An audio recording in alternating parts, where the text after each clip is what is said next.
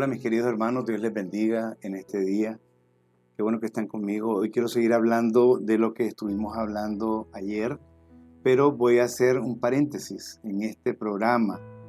Por eso lo llamé, le puse otro título, ¿verdad? Al programa para que ustedes más o menos se vayan ubicando. No quiero pasar a ver lo que es el don de lenguas y cómo Pablo en el capítulo 14 de Primera de Corintios habla acerca de estos dones espirituales que debemos entender, porque son espirituales. Y aunque no vamos a comprender totalmente lo que esto es, ¿verdad? Vamos a entender lo que la palabra de Dios nos enseña. Porque hay cosas que no han sido reveladas, son del Señor, y las cosas que han sido reveladas son las nuestras, para nosotros, para nuestros hijos, para nuestra iglesia. Entonces, yo había puesto en el programa anterior qué enredo es este como título. Y es que es un enredo total, ¿verdad? Porque no podemos nosotros entender estas cosas. La palabra del Señor dice que el hombre natural no percibe las cosas que son del Espíritu de Dios porque para él les son locura y no las puede entender porque se han de discernir espiritualmente, no físicamente, no lógicamente, sino espiritualmente.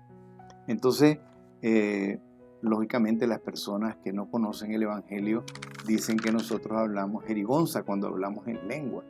Pero lo que pasa es que la lengua está muy mal utilizada. Hoy quiero hacer un paréntesis entre lo que es la lengua, la profecía, de lo que habla 1 Corintios 14 y cómo Pablo trató de poner esto en orden, ¿no? Pero es bien difícil para un solo hombre poner en orden lo que el Espíritu Santo está haciendo. No se va a poder poner en orden, pero está tratando, ¿no? Y por eso a los Corintios él les dice, porque había un exceso de espiritualidad, ¿verdad? En el sentido de la palabra, como hoy lo conocemos. Entonces, quiero hacer un paréntesis hoy en este asunto de la venida del Espíritu Santo.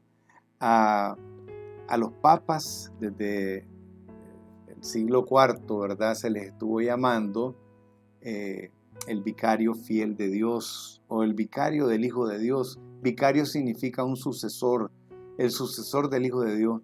Y ningún hombre puede llevar ese título porque no le alcanza, no puede una persona ser sustituto de Dios. Cuando el Señor estaba con los apóstoles, les dijo, ustedes, dice, se lo leo todo, capítulo 1 de Hechos de los Apóstoles, versículo 8, pero recibiréis poder cuando haya venido sobre vosotros el Espíritu Santo. Fíjense que estamos recibiendo un poder, una autoridad, ¿verdad? Cuando haya venido el Espíritu Santo sobre vosotros. Y me seréis testigos. Esto es lo que sí somos nosotros, somos testigos, embajadores del Señor, pero no somos representantes como lo es el Espíritu Santo, porque el Espíritu Santo es el vicario fiel de Dios, es el sucesor de Cristo en la tierra, vicario del Hijo de Dios, es el sucesor. Entonces, aquí encontramos que les dice, y me seréis testigos en Jerusalén, en toda Judea, en Samaria, hasta lo último de la tierra, ¿verdad? Nosotros fuimos llamados a ser discípulos, no llamados a fundar iglesia, que hoy está esa costumbre de decir, vamos a plantar iglesia. O sea, no son árboles. Lo que pasa es que el Espíritu de Dios mueve a las personas y cuando las mueve, entonces las iglesias comienzan a nacer. Eso toma mucho tiempo. En el caso de Koinonía tomó aproximadamente 3 años para poder iniciar la obra. Y eso que no pudimos comenzarla al comienzo, al principio, porque no pudimos entender la fecha que el Señor quería que nosotros comenzáramos. Tanto el pastor Mike como yo. Luchamos en eso porque oramos y a veces todo depende de nuestra fe. Y el día que el Señor nos dijo, ahora sí, ese día tuvimos aproximadamente unas 60 a 100 personas, no recuerdo, en nuestro primer día que hicimos el primer servicio ya oficial de lo que se llamaría Iglesia Cristiana Koinonía y que tiene su personalidad jurídica, por supuesto, ¿verdad? Entonces, el vicario fiel de Dios es el Espíritu Santo. Segunda de Corintios capítulo 7, versículo 13, dice lo siguiente. Voy a leérselos porque es importante. Segunda de Corintios capítulo 3, versículo 17. Dice la palabra del Señor, porque el Señor es el Espíritu, y donde está el Espíritu del Señor, ahí hay libertad. Acuérdense que saber que el Espíritu Santo es el sucesor de Cristo no es necesario hacer un gran estudio, es que simplemente nosotros por el Espíritu lo sabemos y lo recibimos. Dice que el Espíritu, porque el Señor es el Espíritu, y donde está el Espíritu del Señor, allí hay libertad. Y en este sentido nosotros estamos oyendo la palabra libertad, pero no es libertinaje, ¿verdad? Es libertad, libertad del pecado, libertad de las condiciones que hemos vivido, una libertad total para poder servir y honrar al Señor, no de acuerdo a la ley, sino de acuerdo al Evangelio. Ya, esto es lo que le costó mucho a los judíos entender, porque tenían una religión bien arraigada, era ya cultural, era una cosa que no podían soltar fácilmente. Entonces aquí tenemos cómo el Señor hace que esto sea una nota para nosotros, que nosotros entendamos que es el Espíritu el que viene a representar al Señor. Y lo leo aquí. El verso 4 del capítulo 1 dice, y estando juntos les mandó que no se fueran de Jerusalén, sino que esperasen la promesa del Padre, la cual dijo, oíste de mí. Fíjense que estas palabras son palabras de Cristo y hay otros textos que se los voy a ir dando mañana posiblemente para no abarcar mucho, pero estos textos tienen que ver mucho con lo que el Señor les vino diciendo, que recibirían la guianza del Espíritu, que Él les mostraría todo, que Él les recordaría cosas que ellos no iban a retener en su memoria, ¿verdad? En su bajo coeficiente. Pero bueno, aquí tenemos nosotros al Espíritu Santo que la palabra nos dice. Pues. Entonces viene el Espíritu Santo y desciende sobre los santos en Jerusalén. Ellos posiblemente estaban cerca del templo y estaban metidos en alguna casa donde ellos podían estar, ¿no? Porque habían muchos lugares donde la gente llegaba, los peregrinos. Era el tiempo de el Pentecostés, quiere decir Pente 50, y quiere decir 50 días después de la Pascua. Ese día se celebraba el Sukkot, que era la fiesta de los diezmos. La gente traía el 10% de todas sus cosechas y las presentaba al Señor en el templo. Eso era muy importante, era algo que muchos hacían, de todos lados venían a hacer esta fiesta, ¿verdad?, del Señor. Entonces, en ese momento, el Espíritu Santo viene como un viento recio, ¿verdad?, y cae sobre los apóstoles y aparecen sobre ellos lenguas de fuego. Fíjense bien lo que dice la palabra del Señor, porque es importante que la palabra la vayamos leyendo. Voy a tomar un minuto más para esto. Dice que estaban todos unánimes juntos, que eso es bien importante para entender, digamos, cuál es el deseo de Dios en cuanto a la bendición que nos viene a nosotros, nos viene debido a nuestra unión. No se trata de una unión de iglesias como el catecumenismo, que quiere unir a todas las iglesias, aunque crean en Buda, en Mahoma. Para ellos, Buda fue una de las representaciones de Cristo, Alá, otro, y así van creyendo lo que no es, porque la palabra de Dios es clara, y la palabra de Dios nos enseña estas cosas, ¿verdad? Que la unión es entre la iglesia tiene que estar unida, ¿verdad? Dice que fueron llenos, dice que, bueno, les leo, y de repente vino del cielo un estruendo como de un viento recio que soplaba, el cual llenó toda la casa donde estaban sentados.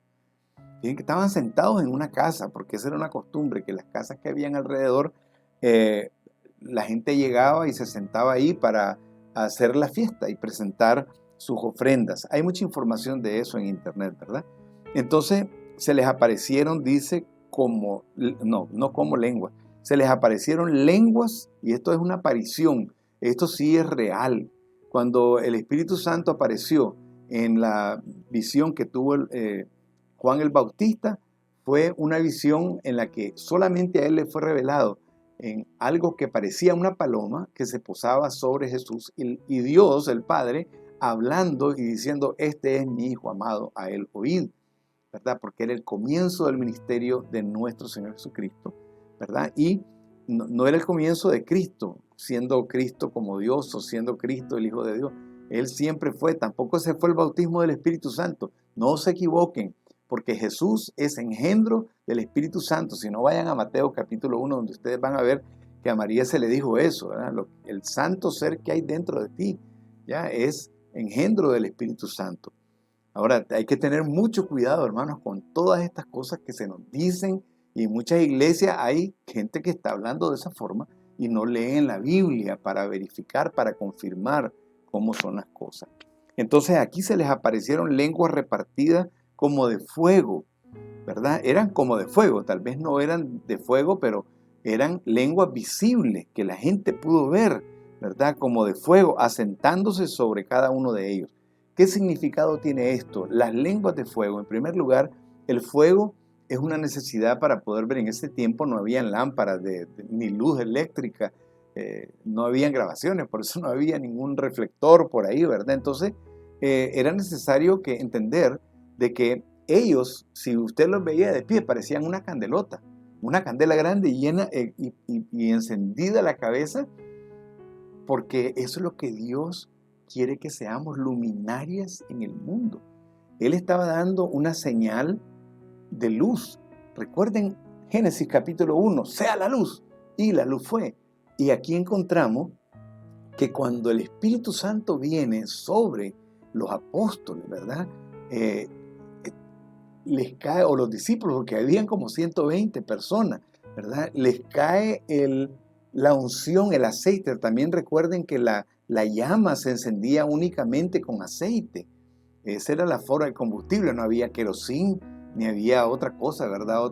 Sino que había aceite, y el aceite es mencionado como con lo que ungían a los reyes anteriormente, ¿verdad? A los sacerdotes los ungían con aceite, y a los enfermos en el Nuevo Testamento los ungían con aceite. ¿Para qué hacían esto? Porque el aceite también con una chispa puede encenderse.